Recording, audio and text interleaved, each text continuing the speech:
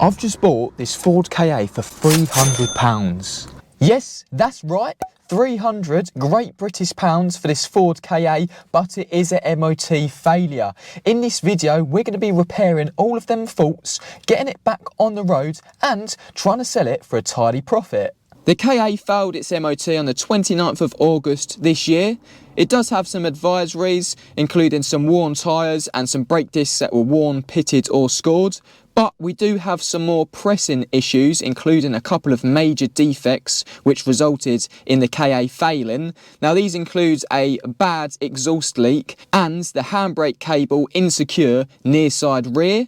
I will be rectifying all of these major faults, however the exhaust leak is the main one we need to focus on. It's going to be quite involved, so let's have a look. What we're working with today is the Ford 1.2 Duratec engine, although I believe this is exactly the same engine that comes in some Fiat 500 models.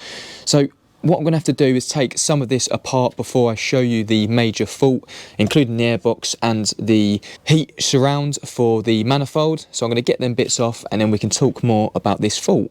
Just before I get the bargain Ka up on the ramps, I wanted to introduce this week's video sponsor, Autodoc, who are Europe's leading online retailer for car parts. Autodoc are running some huge Black Friday deals from the 28th of November up until the 30th, and if you use my code MitchBF, you can receive free postage on all orders over £100. I've showcased the Autodoc app plenty of times on my channel this year, and it is just such a breeze to work with. All we have to do is go ahead and enter our registration number into the app and it will come up with a vehicle. We can start searching for some parts. For this example, I'm going to search for some suspension parts.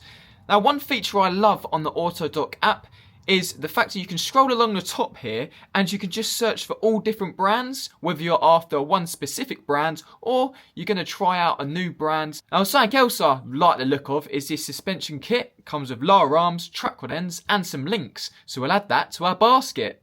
Once that's added to the basket, we can now head over to the checkout, and at the checkout we can scroll down and use the coupon. Now this coupon is MitchBF for Black Friday, and you will receive free shipping on all orders over £100. So there you go. What are you guys waiting for? Head over to Autodoc now to check out their Black Friday deals, and don't forget to add code MitchBF for free postage on orders over £100. Anyway, let's get on and get this Ka jacked up so we can find out what this major fault is.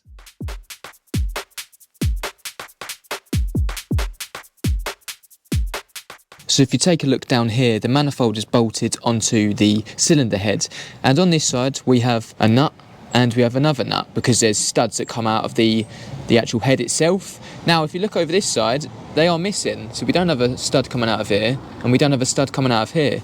And also, if you notice, this side of the engine block is sort of the same colour as the rest of it, but over here is very dark and quite black, indicating that's where our exhaust leak is coming from. So obviously we've got two studs missing from here, and I believe there's a third one that's missing as well. So that is definitely really bad. And what I plan to do now is remove the exhaust manifold so we can see if there's any little bits of them studs left that we can try and pull out. Now to remove the downpipe, we just need to undo all of these nuts. You can get to all of them from the top. And the only thing we need to undo from the bottom section is the manifold going into the centre pipe, which is just attached by two 10mm nuts.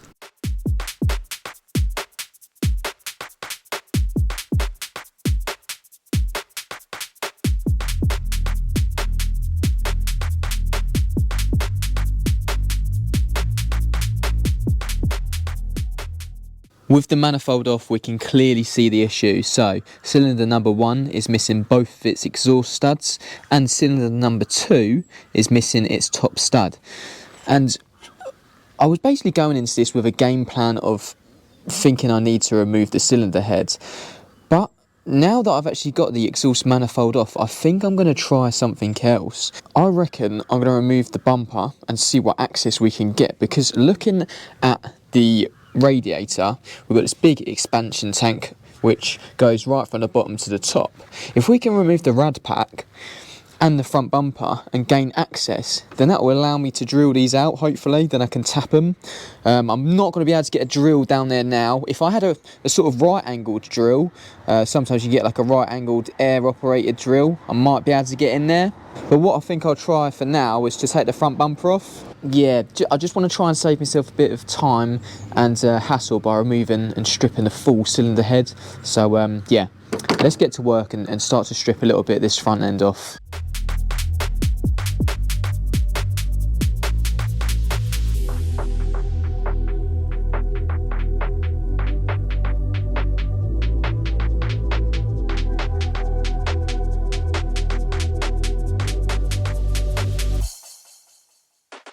I've made some progress, so I've done what I said I was going to do. I've removed the bumper, that's sitting over there, and I also had to remove the main crash bar, which basically sits across here.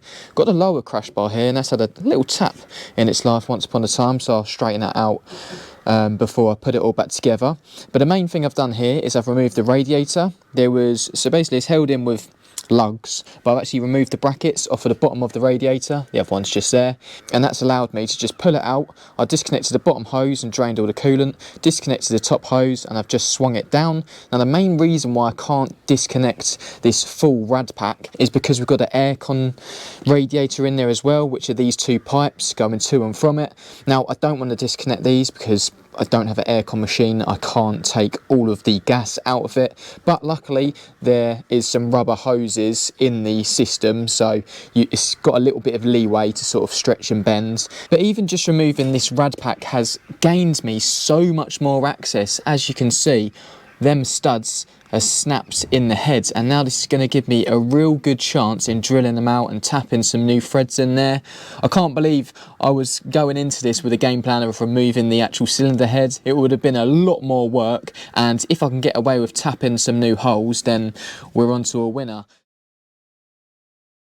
The time has come to try and drill out these 3 exhaust studs from the KA. So it's been a couple of days since I last recorded. I went out, I bought myself a new set of drills and a brand new tap and die set, just because I want to give myself the best chance of repairing this.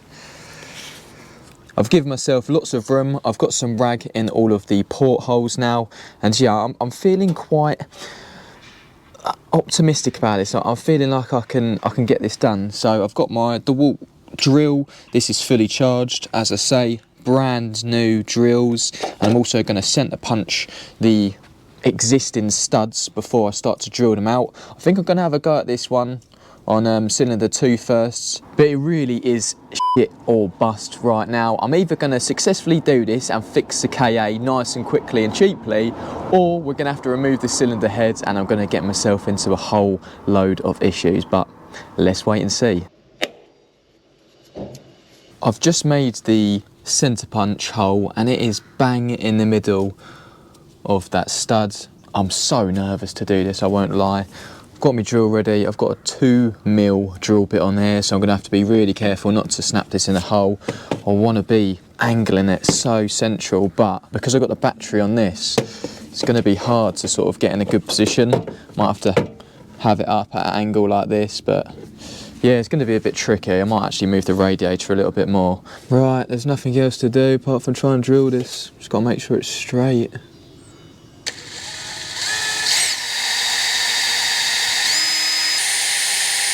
Not a bad start, not a bad start at all. What I've done is I've gone for a 4mm drill. So this isn't obviously going to be the last drill bit, but it's certainly a lot bigger than that 2mm. I think there is some easy outs you can get. I've only got easy outs for nuts, but I think there is like easy outs that actually screw into holes, and then you can, I think they're left-handed thread, and then you can actually remove them. But with this, I'm just going to purely drill them out. Yeah, it's going well.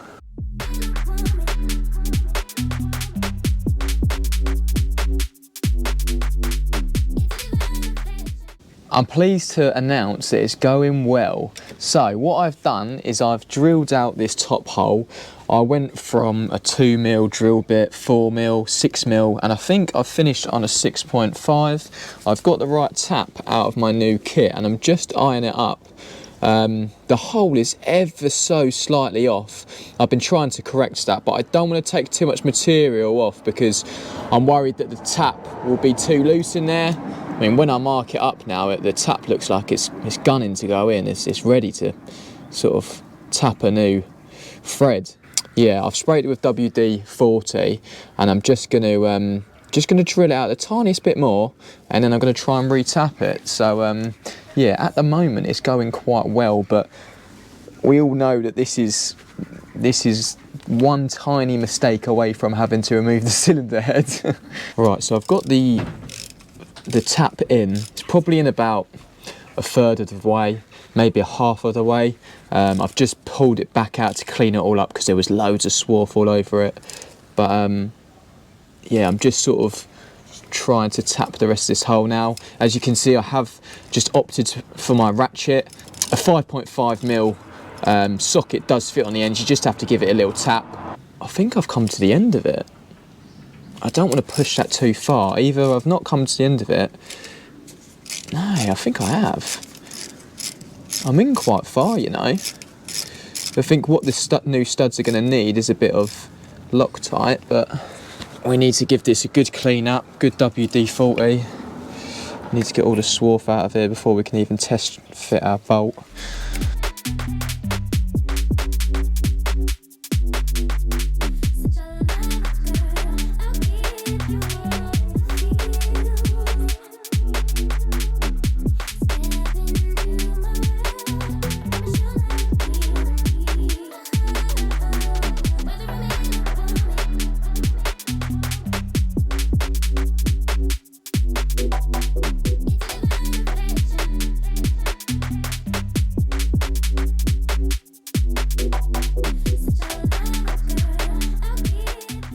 Well, this doesn't happen very often, but I'm in luck, and it's a Friday, so it's a win-win.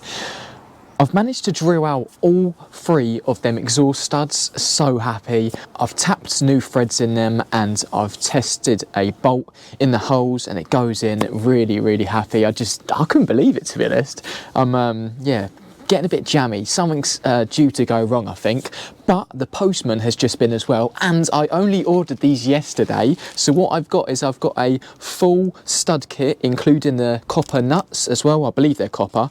And I've got the individual exhaust gaskets. So I'm going to be fitting the studs now. I was debating removing the other studs, but then I thought, there's no point doing that. They're all in there. There's no point disturbing them because I don't want to snap one of them and have to go through the same procedure that I've just done. So yeah, I'm going to be fitting them 3 studs, and also went to the shop and got myself some Loctite just to make sure they're not going anywhere. They don't come loose or anything. They shouldn't anyway, but belts and braces like usual. But yeah, 23 quid this cost me. It's gone up in price, hasn't it? So what I've done to one of the studs is I've just locked up these 2 13mm bolts together so that I can whiz this stud in. I'm just going to put a healthy amount of Loctite on there, probably too much, but as I say, belts and braces. So let's get this first one in. Look how easy that goes in, just threading it in by hand. This was probably, I'd say this was probably one of the better holes, the one I'm the most happy with.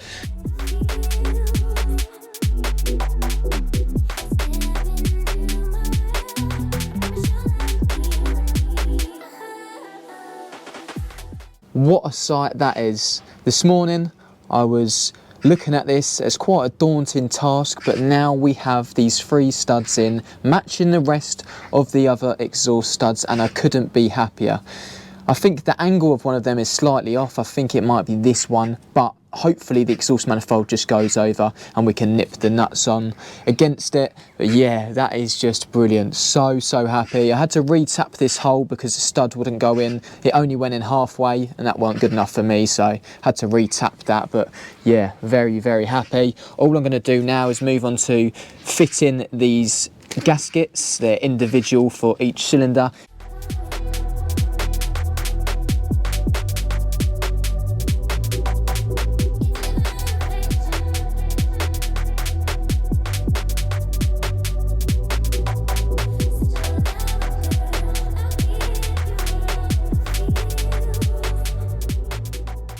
It's been a couple of days since I recorded the last clip, and you now join me on a very chilly November morning, but we need to get this KA back together today because I've booked it in for its MOT. So there is a couple of bits we need to do first before I refit this exhaust manifold. So the first thing we need to do is change this second sensor. We've got one at the top and then we've got one just down here. Now, unfortunately, when I was removing this, I didn't realise I had actually caught the multi-plug. I've pulled all the pins out of it and I thought, you know what, it's best just to get a new one. Picked one up from eBay for about 25, 26 quid, I think. I went to my local motor factors and they wanted like 70, 80 quid. But this actually comes with a 5-year warranty. How good that warranty is, we will wait and see. But what I've also done is I have put in some new studs onto the manifold where the heat shield basically mounts onto, because a couple of them had snapped off. They're meant to be holes, but I just put some studs in there. I've also got an original one still at the top here, but I did put another stud in at the top. I just don't want that heat shield to be rattling around or anything once we've got it all on the car. Now, not only do I have to get all the manifold back on, clamped up and tested, make sure it's not leaking, but I've also got to fill the KA up with coolant and get all of that system bled. And I'm also going to be giving it a full service, so oil and oil filter, all of the filters, and I've got 4 spark plugs, all before 2 o'clock today, because that is when the MOT is booked in for. I really did think this was just my luck to start off the day with a seized sensor, but luckily what I'd done is I gave up with the spanner because that was just slipping off, and I knocked off most of the sensor to leave basically just the nut, and I got my socket on it, put a bit of lube on it, and I've just managed to crack it off. And now I've already looked at this new sensor is exactly the same, thankfully, so we can just get this plumbed in, done up, and get the manifold on.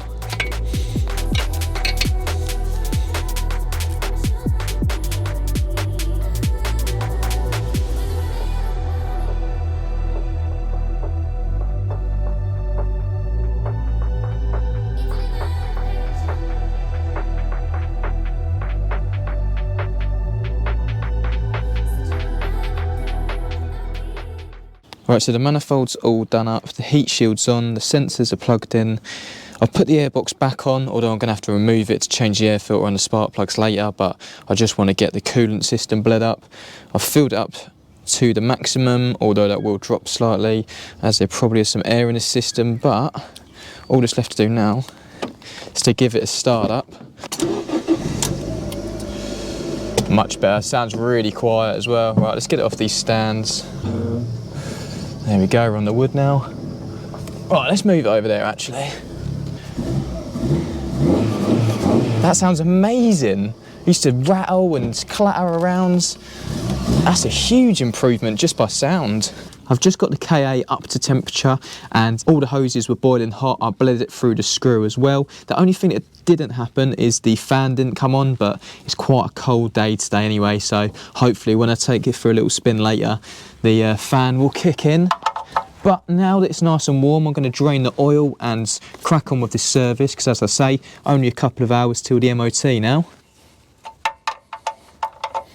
One thing about the oil is going to come out quick and it's going to be hot. There we go. There we go. The filter's coming off nice and easily.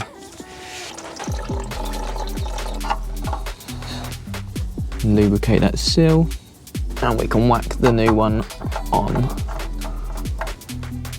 Perfect. Now we'll just clean it up. The underside is all now cleaned up. The sump bung is done up and so is the filter.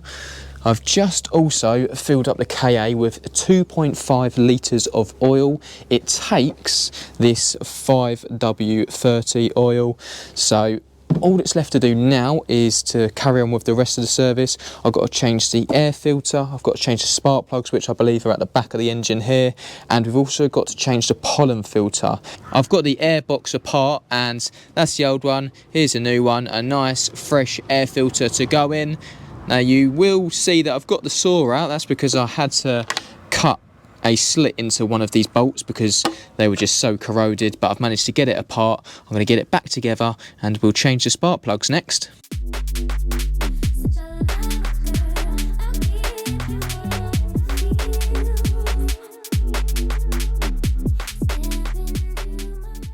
And lastly, on the service, I'm just changing the pollen filter. Now this hasn't been changed for a couple of years, got loads of rubbish built up in there. So I've got a nice fresh new one, and it does have airflow on it.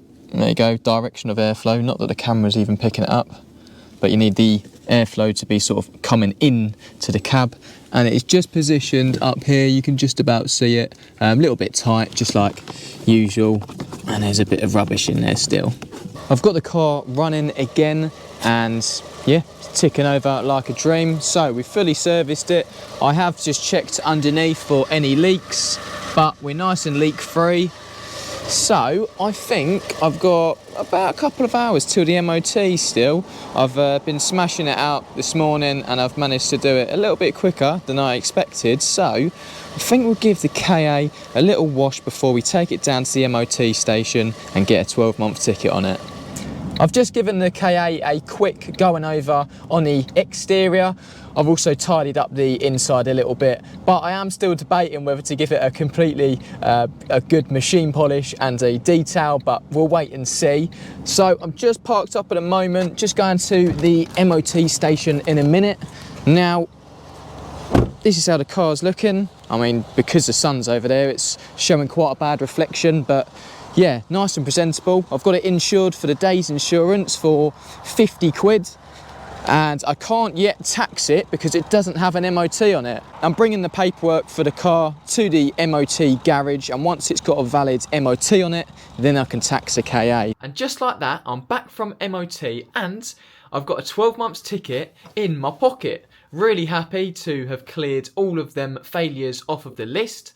But the MOT certificate does still have a couple of advisories. 2 of them are for both the offside tyres, the front and the rear offside tyres, because I haven't managed to change them out for the Autodoc ones. I'm probably going to do them within the next couple of days. And there is also a new advisory on there saying that all the tyre valves are slightly cracked. So I'll just change them when I'm doing the tyres as well. But in the grand scheme of things, it's a pass. So it is back on the road and I'm really happy. I drove it back home, but it is now dark. Can't get used to it getting dark at 4 o'clock every evening. Just before I round off this video, I want to go through what this KA owes me, and I'll also tell you what I'm going to be doing with it.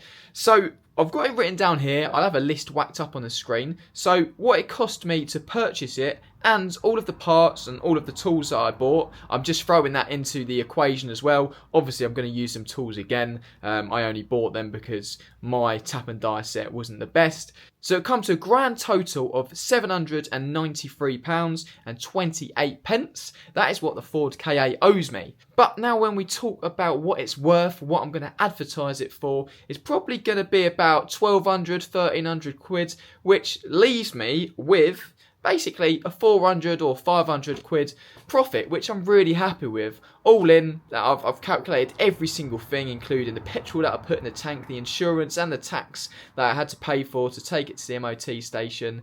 I will be getting a bit of that tax back, to be fair, when I sell it. So yeah, really happy to have a nice little tidy profit at the end of this one. Now, I would have absolutely loved to be rounding off this video with me selling it. Basically, I wanted to put it on Facebook Marketplace or eBay, and then I could really show you guys the real profit. But I've had a little think, and currently my Mark 6 Escort van, the start motor's gone, so that's sitting on my drive, and I'm not using that currently. I'm waiting for the start motor to arrive for that.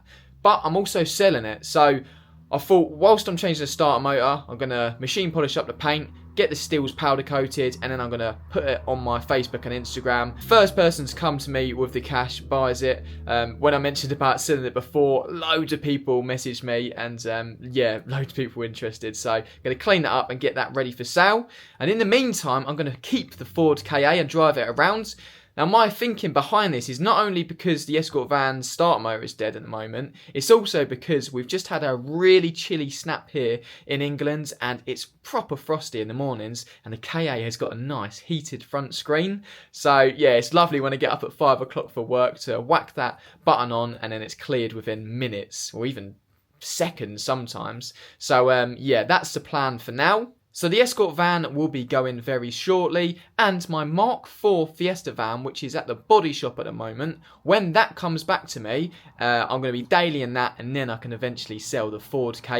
But anyway, that's about all for this video. Please do let me know what you thought of this, the style of the video, the type of it. It really got me thinking, and quite interesting sort of flipping cars. It's nice to buy something so cheap and then sell it for a tidy profit. I'd love to put that 1,200, 1,300 quid back into another car when I sell the Ka. It would be quite a cool project, so let me know what you think. If you did enjoy the video, please do give it a like, and if you like what you see, subscribe to the channel to see more. Thank you all for watching, and until the next one, I'll see you guys later.